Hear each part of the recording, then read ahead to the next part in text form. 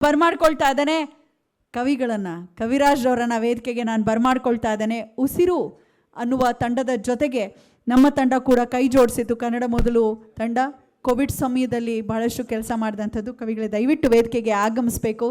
ನಮ್ಮ ಚಿತ್ರರಂಗದಲ್ಲಿ ಕನ್ನಡ ಹಾಡುಗಳನ್ನು ವಿಶಿಷ್ಟವಾಗಿ ಕೊಡೋ ಮುಖೇನ ಕನ್ನಡದ ಸೇವೆ ಮಾಡ್ತಿರುವಂಥ ಪ್ರತಿಭಾನ್ವಿತರು, ಸಾಹಿತಿ ಅಷ್ಟೇ ಅಲ್ಲ ನಿರ್ದೇಶಕರು ಕೂಡ ಹೌದು. ಅವ್ರಿಗೆ ಜೋರಾದ ಚಪಾಳಿಯೊಂದಿಗೆ ಬರ್ಮಾಡ್ಕೊಳ್ತಾ ಇದ್ದೇನೆ. ಕವಿರಾಜ್ ಸರ್ ಅವರನ್ನು ವೇದಿಕೆಗೆ ಬರ್ಮಾಡ್ಕೊಳ್ಳೋಣ. ಈ ಕಾರ್ಯಕ್ರಮ ಹೇಗೆ ಅನ್ನಿಸ್ತು ಅಂತ, ಯಾಕಂದರೆ ಜನಪದ ಧರ್ಮ ಕಾರ್ಯಕ್ರಮ ಕೂಡ ಅವರು ನಮ್ಮ ಜೊತೆ ಭಾಗಿಯಾಗಿದ್ದರು.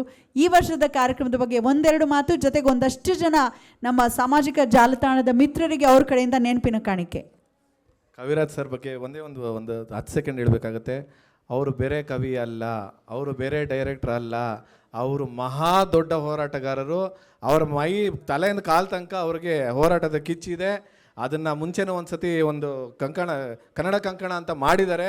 ಅದು ಅಲ್ಲಿಂದ ನೀವು ನೋಡಬೇಕು ಅವರ ಒಂದು ಉತ್ಸಾಹ. ಇದು ನಾವು ಪಕ್ಕಾ ಹೋರಾಟಗಾರರು, ನಮ್ಮ ಜೊತೆ ಅವ್ರು ನಮ್ಮ ಜೊತೆ ನಿಂತ್ಕೊತಾರೆ ಅಂದರೆ ನಮಗೆ ತುಂಬ ದೊಡ್ಡ ವಿಷಯ. ಯಾಕಂದರೆ ಚಿತ್ರರಂಗದಲ್ಲಿ ಹೋರಾಟದವ್ರ ಜೊತೆ ಗುರುತಿಸ್ಕೊಳಕ್ಕೆ ಇಷ್ಟಪಡಲ್ಲ ಯಾರೂ, ಪ್ರಾಕ್ಟಿಕಾಲಿಟಿ. ಸೊ ಅವ್ರಿಗೂ ಆದಂಥ ಒಂದು ಲಿಮಿಟೇಷನ್ಸ್ ಇರುತ್ತೆ. ಮತ್ತು ಅಷ್ಟೇ ಅಲ್ಲ, ಇನ್ನೊಂದು ನಿಮ್ಗೆ ಗೊತ್ತಿಲ್ಲ ಅನಿಸುತ್ತೆ, ಸಾಕಷ್ಟು ಜನಕ್ಕೆ ಉಸಿರು ತಂಡ ಅಂತ ಒಂದು ತಂಡ ಮಾಡಿದ್ರು ಸರ್. ಅದರಲ್ಲಿ ನಮ್ಮ ಕೋವಿಡ್ ಸಮಯದಲ್ಲಿ ಎಷ್ಟೋ ಜನಕ್ಕೆ ಆಕ್ಸಿಜನ್ ಕೊಡೋದು, ಬೆಡ್ಗಳು ಬುಕ್ ಮಾಡ್ಕೊಳೋದು, ಬ್ಲಡ್ ಕೊಡೋದು, ಈ ಥರ ಸಾಕಷ್ಟು ಸುಮಾರು 1.5 ತಿಂಗಳು 2 ತಿಂಗಳು ಅವರ ಒಂದು ಕಟ್ಟಿದ ಒಂದು ಸಂಸ್ಥೆ, ಒಂದು ಸಂಘಟನೆ ಅಂತ ಹೇಳ್ಬೋದು. ನಾವೆಲ್ಲ ಸೇರಿಕೊಂಡು ಸಾಕಷ್ಟು ಸಿನಿಮಾ ಚಿತ್ರರಂಗದವರೆಲ್ಲ ಸೇರಿಕೊಂಡು ಅದನ್ನು ಮಾಡಿದ್ವಿ. ಅಲ್ಲಿ ಸಾಕಷ್ಟು ಜನಕ್ಕೆ ಜೀವ ಸಿಕ್ತು ಅವತ್ತು. ಅವರು ಅಂತರಾಳದಲ್ಲಿ ಮಾನವೀಯತೆ ಇಟ್ಕೊಂಡಿರೋವಂಥವ್ರು ಕೂಡ ಅಂತ ಹೇಳೋದಕ್ಕೆ ಇಷ್ಟಪಡ್ತೀನಿ. ಬೇರೆ ಚಿತ್ರದ ಅವರು ಬರವಣಿಗೆ ಮತ್ತು ನಿರ್ದೇಶಕರಲ್ಲ ಅಂತ ಹೇಳೋದಕ್ಕೆ ನಾನು ಇಷ್ಟಪಡ್ತಾ ಅವ್ರಿಗೆ ಮೈ ಕೊಡ್ತೀನಿ. Thank you sir. ಎಲ್ರಿಗೂ ನಮಸ್ಕಾರ. ಮೊದಲನೇದಾಗಿ ತುಂಬ ಮೆಚ್ಚುಗೆ ವ್ಯಕ್ತಪಡಿಸಬೇಕಾದ ವಿಚಾರ ಅಂದರೆ ಈ ಕನ್ನಡ ಬಳಗದ ಬಹುತೇಕರು ಎಲ್ಲರೂ ನನಗೆ ಹೆಸರು ಗೊತ್ತು, ಎಲ್ಲರೂ ಗೊತ್ತು. ನನ್ನ ಜೊತೆ ಕೆಲಸ ಮಾಡಿದ್ದಾರೆ, ನನ್ನ ಕಂಕಣದಲ್ಲಿ ಕೆಲಸ ಮಾಡಿದ್ದಾರೆ, ನನ್ನ ಉಸಿರಿನಲ್ಲಿ ಕೆಲಸ ಮಾಡಿದ್ದಾರೆ.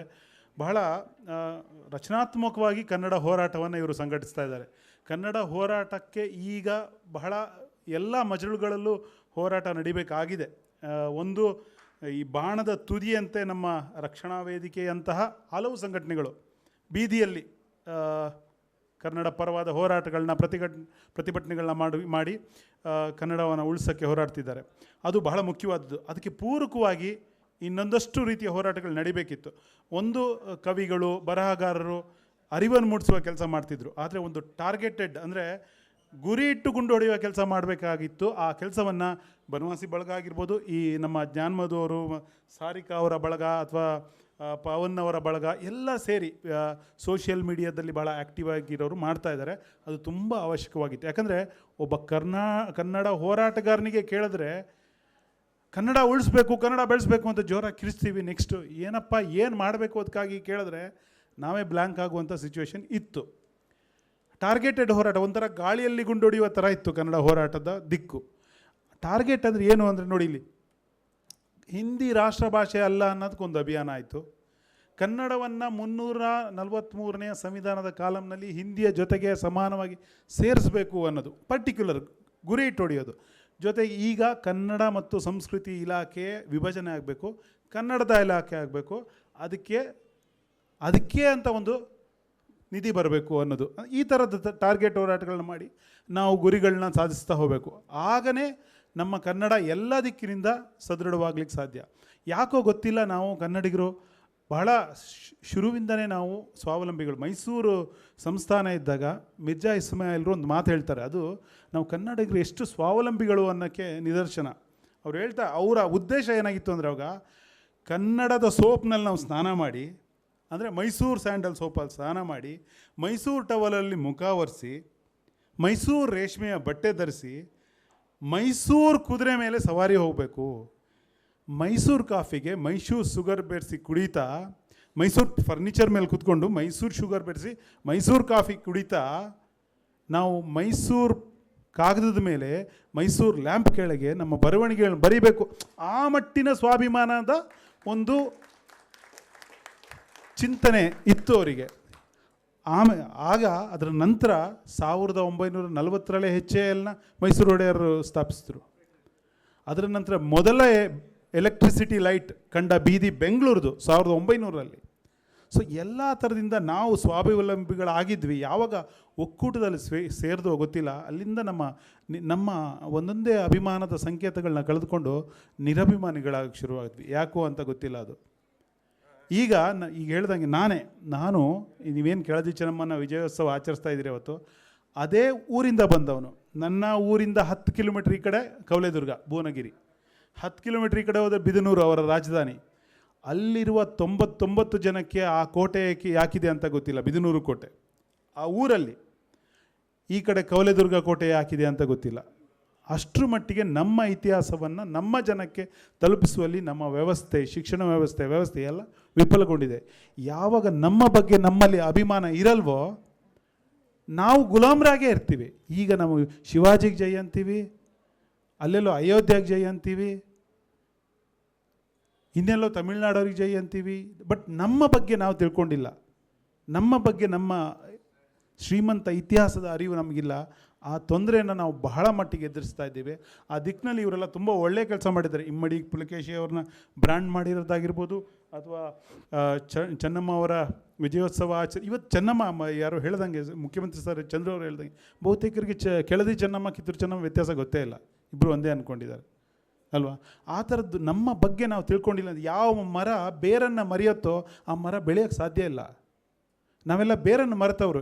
ಎಷ್ಟು ಮಟ್ಟಿಗೆ ನಿರಭಿಮಾನಿಗಳಾಗಿದೆ. ಒಂದೇ ವಿಷಯ ಹೇಳಿ ನಾನು ಮಾತು ಮುಗಿಸ್ತೀನಿ, ಜಾಸ್ತಿ ಸಮಯ ತಗೊಳ್ಳಲ್ಲ.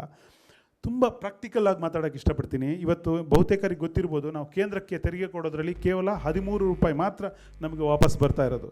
13 ರೂಪಾಯಿ, 100ಕ್ಕೆ 13 ರೂಪಾಯಿ ಮಾತ್ರ ನಮಗೆ ವಾಪಸ್ ಬರ್ತಾ ಇರೋದು. ಅದೇ ತಮಿಳ್ನಾಡಿಗೆ 23 ರೂಪಾಯಿ ಬರುತ್ತೆ, ಅದೇ ಆಂಧ್ರ ಪ್ರದೇಶಕ್ಕೆ 43 ರೂಪಾಯಿ ಬರುತ್ತೆ, ತೆಲಂಗಾಣಕ್ಕೆ ಆಂಧ್ರ ಪ್ರದೇಶಕ್ಕೆ 49 ರೂಪಾಯಿ ಬರುತ್ತೆ, ಉತ್ತರ ಪ್ರದೇಶಕ್ಕೆ 30 ರೂಪಾಯಿ ಹೋಗುತ್ತೆ 1 ರೂಪಾಯಿಗೆ, 100ಗೆ 300 ರೂಪಾಯಿ ಹೋಗುತ್ತೆ, 100ಕ್ಕೆ 300 ರೂಪಾಯಿ ಹೋಗುತ್ತೆ, 3 ಪಟ್ಟು ಹೋಗುತ್ತೆ. ಬಿಹಾರಕ್ಕೆ 700 ರೂಪಾಯಿ ಹೋಗುತ್ತೆ, 7 ಪಟ್ಟು ಹೋಗುತ್ತೆ. ನಮಗೆ 15 ರೂಪಾಯಿ ಬರುತ್ತೆ. ಈವಾಗ ಮೊನ್ನೆ ನಮ್ಮ ಸರ್ಕಾರವೇ ಅಲ್ಲಿ ಹೋಗಿ ಕೂತು ಧರಣಿ ಮಾಡಿದ್ರೆ ನಮ್ಮದೇ ಅಭಿಮಾನಹೀನ ಕನ್ನಡಿಗರು ಏನು ಹೇಳ್ತಾರೆ, ನಮಗೆ ಭಾರತ ಇದು ಎಲ್ಲ ದುಡ್ಡು ನಾವೇ ತೊಗೊಂಡ್ಬಿಡೋಕ್ಕಾಗತ್ತಾ, ಅವ್ರಿಗೆ ಕೊಡೋದು ಬೇಡವಾ ಅಂತ ಕೇಳ್ತಾರೆ.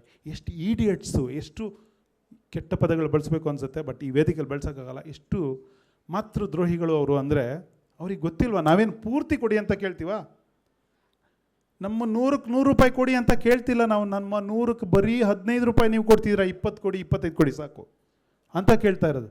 ಇಲ್ಲ ಒಂದು 30 ಕೊಡಿ, 70 ತೆಗೆದು ಆ ಬಿಮಾರು ಸ್ಟೇಟ್ಸ್ಗಳಿಗೆ ಹಾಕಿ, ಓಕೆ. ಅದಕ್ಕೆ ಎಷ್ಟು ವಿತಂಡವಾದ ಮಾಡ್ತಾನೆ. ಬಹುಶಃ ತುಂಬ ಜನ ವಾದ ಕೇಳಿರ್ಬೋದು, ಹಂಗಾರೆ ಬೆಂಗಳೂರು ದುಡ್ಡನ್ನೆಲ್ಲ ತಗೊಂಡು ಕಲಬುರ್ಗಿ ಹಾಕೋ ತಪ್ಪ ಅಂತ ಕೇಳ್ತಾರೆ ಅಲ್ವಾ. ಕಲಬುರ್ಗಿ ಅಭಿವೃದ್ಧಿ ಬೆಂಗಳೂರು ದುಡ್ಡಿಂದ ಆಗಬಾರ್ದು ಅದು ಹೇಳ್ತಿಲ್ಲ ನಾವು. ಬೆಂಗಳೂರಿನ 25% ಇಲ್ಲಿ ಬಳಸ್ಕೊತೀವಿ, 75 ಕೊಡಿ ಬೇಕಾರೆ, ಎಲ್ಲಿಗಾರು ಕೊಡಿ. ಅದನ್ನು ಎಷ್ಟು ಬಹುಶಃ ನಮ್ಮ ತುಂಬ ಕನ್ನಡಿಗರಿಗೆ ಅದನ್ನು ವಿರೋಧಿಸೋಕ್ಕೆ ಆಗಲಿಲ್ಲ ಅನಿಸುತ್ತೆ. ದಯವಿಟ್ಟು ಇಷ್ಟು ಹೇಳಿ, ನಾವು 100ಕ್ಕೆ 100 ರೂಪಾಯಿ ಕೇಳ್ತಿಲ್ಲಪ್ಪ ಕೊಡೋದ್ರಲ್ಲಿ, 75 ರೂಪಾಯಿ ನೀವು ಉಪಯೋಗಿಸ್ಕೊಳ್ಳಿ, 25 ನಮ್ಗೆ ಕೊಡಿ. 25 ಕೇಳುತ್ತಪ್ಪ. ನನ್ನ ಊಟವನ್ನು ಇನ್ನೊಬ್ರಿಗೆ ಎಷ್ಟು ಕೊಡ್ಬೋದು, ನಾನು ಒಂದು ತುತ್ತು ಕೊಡ್ಬೋದು ಅಥವಾ ಅರ್ಧ ಊಟ ಕೊಡ್ಬೋದು. ನನ್ನ ಪೂರ್ತಿ ಊಟ ಕಿತ್ಕೊಂಡ್ರೆ ನಾನು ಬದುಕೋದು ಹೆಂಗೆ? ಸಾಮಾಜಿಕ ನ್ಯಾಯ ಇಲ್ಲಿ ಯಾವುದೇ ಇದಿಲ್ಲ. ಪ್ರಕೃತಿನೇ ಹೇಳೋದು. ಫಸ್ಟು ಒಂದು ರಾಷ್ಟ್ರಭಕ್ತಿ ಅನ್ನೋ ಒಂದು ಹುಸಿ ಅಭಿಮಾನವನ್ನು ತಲೆಯಲ್ಲಿ ತುಂಬಿಟ್ಟಿದ್ದಾರೆ. ರಾಷ್ಟ್ರಭಕ್ತಿ ಬೇಕು. ಮೊದಲು ಪ್ರಕೃತಿ ಒಂದು ಕಲಿಸತ್ತೆ. ಮನುಷ್ಯ ಪ್ರಕೃತಿಯ ಶಿಶು. ಪ್ರಕೃತಿ ಏನು ಹೇಳುತ್ತೆ? ಪ್ರಕೃತಿ ನಿಮಗೆ ನಿಮ್ಮ ಊರಿಗೆ ಬೆಂಕಿ ಬಿದ್ದರೆ ನೀವೇನು ಮಾಡಬೇಕು? ಪ್ರಕೃತಿ ದತ್ತವಾಗಿ ಬಿಟ್ಬಿಡಿ. ದೊಡ್ಡ ದೊಡ್ಡ ಉದಾತ್ತ ಧ್ಯೇಯಗಳು ಬೇಡ. ಏನು ಮಾಡ್ತೀರಾ? ಫಸ್ಟು ನಿಮ್ಮನ್ನು ರಕ್ಷಿಸ್ಕೋತೀರಾ, ನಿಮ್ಮ ಮನೇನ ರಕ್ಷಿಸ್ಕೋತೀರಾ, ಅದಾದಮೇಲೆ ಎಲ್ಲಿ ಹೋಗ್ತೀರಾ?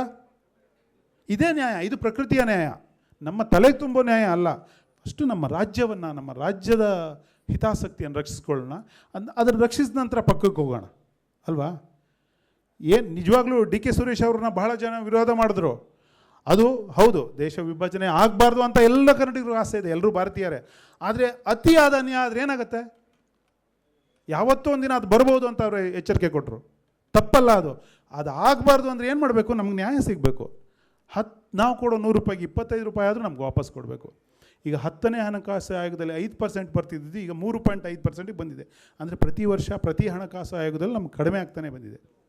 ಅದು ಒಂದು ಮಟ್ಟಕ್ಕೆ ಜಾಸ್ತಿ ಎಲ್ಲ ಬೇಡ, ಒಂದು ಮಟ್ಟಕ್ಕೆ ಜಾಸ್ತಿ ಆಗಲಿ ಅನ್ನೋ ಬೇಡಿಕೆಯನ್ನು ಈಡೇರಿಸಬೇಕು. ಆಗ ನಮಗೆ ಭಾರತೀಯರಾಗಿ ಖಂಡಿತ ನಾವು ಭಾರತೀಯರ ಹಾಗೇ ಇರ್ತೀವಿ.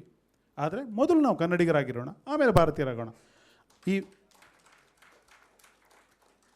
ಒಟ್ಟಾರೆ ಈ ವಿಷಯದಲ್ಲಿ ಈ ಸಂಸ್ಥೆಗಳು, ಬನವಾಸಿ ಬಳಗ ಸೇರಿದಂತೆ ನಮ್ಮ ಜಾನ್ ಮಧು ಅವರ ಟೀಮ್ ಇರ್ಬೋದು, ಎಲ್ಲ ಟೀಮ್ ಭಾಳ ರಚನಾತ್ಮಕವಾಗಿ ಕೆಲಸ ಮಾಡ್ತಿದ್ದಾರೆ. ಈ ಕೆಲಸಗಳನ್ನ ಹೀಗೆ ಮುಂದುವರಿಸಲಿ. ಅವ್ರಿಗೆ ಯಾವತ್ತೂ ನಮ್ಮ ಬೆಂಬಲ ಇದೆ. ಎಲ್ಲ ಕನ್ನಡಿಗರು ಈ ವಿಚಾರದಲ್ಲಿ ನಿಮ್ಮ ಜೊತೆಯವರಿಗೆ, ನಿಮ್ಮ ಸೋಷಿಯಲ್ ಮೀಡಿಯಾದಲ್ಲಿರೋರಿಗೆ, ನಿಮ್ಮ ಅಕ್ಕಪಕ್ಕದವರಿಗೆ ಅರಿವು ಮೂಡಿಸಿ. ಎಲ್ಲಿ ನೋಡಿ, ಸುಳ್ಳನ್ನೇ ಆಡಿಕೊಂಡು ಸುಳ್ಳನ್ನೇ ಗೆದ್ಕೊಂಡು ಬಂದ ಜನಗಳಿದ್ದಾರೆ. ಈಗ ಆ ಸುಳ್ಳನ್ನು ನೀವು ಎದುರಿಸಬೇಕು ಸತ್ಯದ ಅಸ್ತ್ರದಿಂದ. ಅನಕೃ ಅವರು ಒಂದು ಕಡೆ ಹೇಳ್ತಾರೆ, ಕನ್ನಡದ ಹಿತವನ್ನು ವಿರೋಧಿಸುವವನು ಎಷ್ಟೇ ದೊಡ್ಡ ನಾಯಕನಾದರೂ ಅವನನ್ನು ನಾವು ನಿರಾಕರಿಸಬೇಕು. ಅವನು ಎಂಥ ರಾಷ್ಟ್ರಭಕ್ತನಾದರೂ, ಅನಕೃ ಅವ್ರ ಮಾತಿದು, ಅವನೆಂಥ ರಾಷ್ಟ್ರಭಕ್ತನಾದರೂ ನಾಡಿನ ಹಿತವನ್ನು ನಿರಾಕರಿಸಿದರೆ ಅವರನ್ನು ನಾವು ನಿರಾಕರಿಸಬೇಕು. ಅದೇ ಥರ ಕುವೆಂಪು ಅವರು ಒಂದು ಹೇಳ್ತಾರೆ, ಕನ್ನಡದ ವಿಚಾರ ಬಂದಾಗ ನಾನು ಬುಲ್ಡೋಸರ್ನ ಥರ ಮುಂದುಕ್ತೀನಿ ಅಂತ. ಕುವೆಂಪು ಅಂತವರ ಕವಿ ಮನಸ್ಸೇ ಹಂಗೆ ಹೇಳುತ್ತೆ ಅಂದರೆ ನಾವೆಲ್ಲ ಯಾವ ಥರ ಕೆಲಸ ಮಾಡಬೇಕು ಯೋಚನೆ ಮಾಡಿ. ಅದಕ್ಕಾಗಿ ಮತ್ತೊಮ್ಮೆ ಕರ್ನಾಟಕ ರಕ್ಷಣಾ ವೇದಿಕೆ ಧರ್ಮರಾಜ ಗೌಡರನ್ನು ನಾನು ಅಭಿನಂದಿಸ್ತೀನಿ. ಅವ್ರು ಮಾಡಿದ ಕೆಲಸಕ್ಕೆ ಖಂಡಿತ ನಮ್ಮ ಬೆಂಬಲ ಇದೆ. ಅವರಿಗೆ ಎಲ್ಲ ಥರದ ಹೋರಾಟಗಳು ಎಲ್ಲ ದಿಕ್ಕಿನಲ್ಲೂ ನಡೀಲಿ. ಕನ್ನಡವನ್ನು ರಕ್ಷಿಸಲಿಕ್ಕೆ ನಮ್ಮನ್ನು ನಾವು ಉಳಿಸ್ಕೊಳ್ಳೋದು ಖಂಡಿತ ತಪ್ಪಲ್ಲ, ಅದು ಪ್ರಕೃತಿ ನಿಯಮ. ಅದಕ್ಕೆ ಬದ್ಧರಾಗಿರೋಣ ಅಂತ ಹೇಳ್ತಾ ಈ ಸಮಾರಂಭಕ್ಕೆ ನನ್ನ ಕರೆದು ಅವಕಾಶ ಕೊಟ್ಟ ಇಡೀ ಬಳಗಕ್ಕೆ ಧನ್ಯವಾದ ಸಲ್ಲಿಸ್ತೀನಿ. ನಮಸ್ತೆ.